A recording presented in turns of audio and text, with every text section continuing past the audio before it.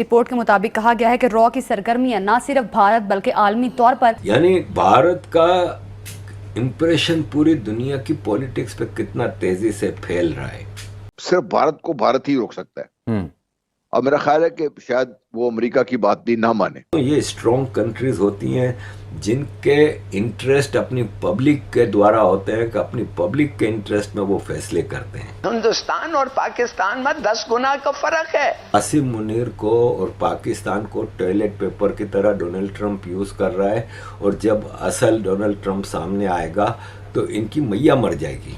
इमारात ने तो अभी इनको डंडा दे दिया। इसके साथ ही पाकिस्तान की एक्सपोर्ट जो है वो 7% कम हो गई है।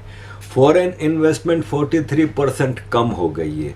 अभी कजाकिस्तान के प्रेसिडेंट आए पाकिस्तान, तो पाकिस्तान के prime minister, puppet prime minister Shehbaz Sharif ने उनसे कहा कि आप अपने कजाकिस्तान के बिजनेसमैनों को कहें कि पाकिस्तान में आके इन्वेस्टमेंट करें।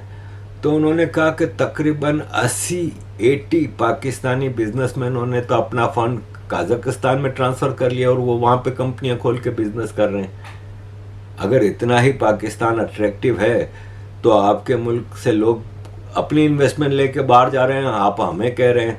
और बहुत तरले मिन्नतें करने के बाद उन्होंने कजाकिस्तान के साथ अपनी बायलैटरल ट्रेड को $1 बिलियन तक ले जाने की बात की। आप अंदाज़ा लगाएं कि अमेरिका और इंडिया के ट्रेड एग्रीमेंट में $500 बिलियन की बात हो रही है। यूरोपियन यूनियन और इंडिया के ट्रेड एग्रीमेंट में $200 बिलियन की बात हो रही है। ये $1 बिलियन के खाली MOU साइन हो रहे हैं, अभी तो बात हो रही है। क्या भेजेंगे भाई ये? इनके पास है क्या भेजने के लिए? इनके J-17 की इतनी इन्होंने हवा छोड़ी कि ये खरीद रहे हैं, वो खरीद रहे हैं। एक एग्रीमेंट अभी तक नहीं हुआ किसी से, सिर्फ बातें हो रही हैं कि पाकिस्तान की इकोनॉमी टोटल तबाह है, एक्सपोर्ट्स टोटली फेल हो रहे हैं। इंडिया ने अभी जो अमेरिका के साथ डील की है उसमें अमेरिका ने इंडिया का 25% जो एक्स्ट्रा उसने लगाया था टैरिफ, वो हटा दिया गया है, और बाकी जो 25% था उसको भी 18% पे ले आए। इंडिया ने यूरोपियन यूनियन के साथ ट्रेड डील करके पाकिस्तान को जो छोटा सा एडवांटेज था GSP प्लस का, वो आपने खो दिया है। और अब यही हुआ है, और अब European Union, United Kingdom, Oman, इमारात सब डील कर रहे हैं भारत के साथ। इनका कोई भाव नहीं पूछ रहा। अब आप ये देखें कि इंडिया GCC का फ्री ट्रेड एग्रीमेंट की टॉक शुरू हो चुकी है। GCC में बहरीन, कुवैत, ओमान, कतर, इमारात और सऊदी अरब शामिल हैं। ये 6 कंट्री के साथ फ्री ट्रेड एग्रीमेंट तकरीबन फाइनल स्टेजेस पे आ गया है, टॉक्स चल रही हैं। अब इनका क्या होगा? ये कहाँ जाएंगे? देखें, पाकिस्तान में बिजनेस करना, मतलब पाकिस्तान में कोई भी कंपनी बिजनेस करती है, एक्सपोर्ट करती है, कोई प्रोडक्शन करती है ना, वो 34% ज़्यादा महंगी प्रोडक्शन होती है इस रीजन के बाकी countries like India, Bangladesh, Sri Lanka, Thailand वगैरह से 34% ज़्यादा महंगी प्रोडक्ट्स होती हैं। आप क्या एक्सपोर्ट करोगे? आपके पास बचा क्या है? आप हर तरह से बिल्कुल फेल होके जा रहे हो। अब एक लिबरल सेक्युलर गवर्नमेंट जैसा तारिक रहमान ने बताया है, ये भारत के लिए अच्छा होने वाला है। देखिए, भारत ने outreach to BNP last year ही चालू कर दिया था, तब जब खालिदा जिया लंदन में अपना इलाज करा रही थी। और इस बार भी उनके फ्यूनरल में एक्सटर्नल अफेयर्स मिनिस्टर गए थे बांग्लादेश। उन्होंने तारिक रहमान से मुलाकात की, वहां पर कंडोलेंसेस लेटर भी दिया, और PM मोदी का एक नोट भी उन्होंने उनको पर्सनली दिया है। बताया जाता है कि उस समय S जयशंकर ने यूनिस को अवॉइड ही कर दिया था। तो क्लियर कट भारत को समझ में आ गया था कि Tarique Rahman will hold ultimately the next power centre in Bangladesh.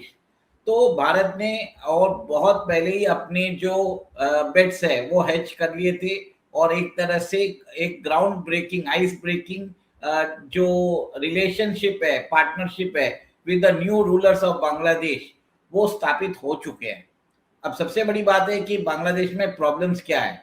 उनकी इकोनॉमी की बहुत बड़ी प्रॉब्लम है, उनकी बैंकिंग सिस्टम डावाडोल है, वहां पर आर्मी जो है वो लॉ एंड ऑर्डर संभाल रही है। और बांग्लादेश के अंदर जो उनके आर्मी चीफ है वकारुज्जमान, वो बोल रहे हैं कि आर्मी को बैरक्स में रहना चाहिए, स्ट्रीट्स पे नहीं रहना चाहिए। सबसे बड़ा चीज है कि उनको पुलिस फोर्स को वापस रिकॉन्स्टिट्यूट करना पड़ेगा, वहां पर इन्वेस्टर कॉन्फिडेंस लाने की जरूरत है, वहां पर रेडिकल एलिमेंट्स को कंट्रोल करने की जरूरत है। तो ये सब चीज बताता है कि नए गवर्नमेंट को बहुत टफ डिसीजंस लेने पड़ेंगे, अनपॉपुलर भी हो सकते हैं।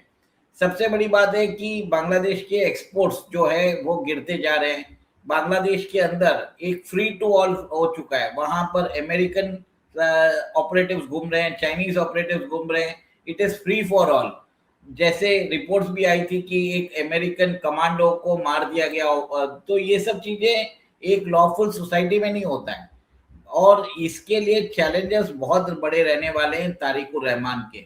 सबसे बड़ी जो देखने वाली बात है कि तारिक रहमान पावर जब प्राइम मिनिस्टर बनने के बाद कौन सी कंट्री पहले विजिट करते हैं, क्या वो चाइना विजिट कर रहे हैं या इंडिया विजिट कर रहे हैं या अमेरिका विजिट कर रहे हैं, ये देखने वाली बात है।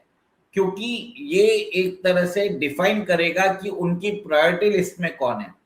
भारत के साथ गंगा वाटर ट्रीटी जो है बांग्लादेश की, वो अगले महीने वापस डिस्कशन पे आ रही है।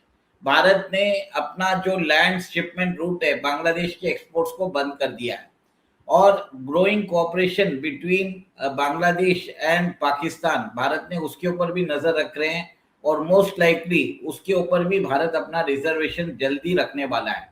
और एक और एक चीज है कि बांग्लादेश ने अपने बॉर्डर के पास लाल मोनीरहट जो एयरबेस को एक्टिवेट किया है, उसके ऊपर भी भारत अपनी चिंता दिखाएगा। और यूनुस के हटने के बाद क्या डिसीजंस लेते हैं तारिक रहमान, ये देखने वाली बात है कि क्या वो कॉन्फिडेंस बिल्डिंग मेजर्स ले रहे हैं, क्या वो भारत के कंसर्न्स को एड्रेस कर रहे हैं। जो चिकन नेक के ऊपर सिलीगुड़ी कॉरिडोर पर जो स्टेटमेंट्स आ रहे हैं, वहां पर रेडिकल एलिमेंट्स को कैसे कंट्रोल किया जाएगा। पाकिस्तान हमेशा अपनी नाकामियों का जो ब्लेम है वो दूसरे पर डालता है, खासकर इंडिया पर। और हाल ही में यही देखा गया, अपनी डोमेस्टिक नाकामियों का जो ठीकरा है वो इंडिया और इजराइल के सर मढ़ रहा है पाकिस्तान के अंदर इस वक्त बहुत ही बड़े स्तर पर गृह युद्ध जैसी स्थिति है। बलूचिस्तान के जो फ्रीडम फाइटर्स हैं वो आए दिन पाकिस्तान के अंदर घुसकर बहुत ही बड़े लेवल पे नुकसान पहुंचा रहे हैं, जिसको पाकिस्तानी आर्मी काउंटर नहीं कर पा रही है, और उनकी इंटेलिजेंस पूरी तरह से फेल्ड साबित हो चुकी है। और इन सब को जब वो काबू नहीं कर पाए तो वो अब इल्ज़ाम डाल रहे हैं इंडिया के ऊपर, और कॉन्स्पिरेसी थ्योरीज बना रहे हैं कि इसमें इंडिया और इजराइल का हाथ है। इजराइल पूरी तरह से सपोर्ट कर रहा है इंडिया को कि वो यहाँ पर आकर अपने ऑपरेशंस को अंजाम दे सके, पाकिस्तान से बदला ले सके, लेकिन इसमें बिल्कुल भी सच्चाई नहीं है।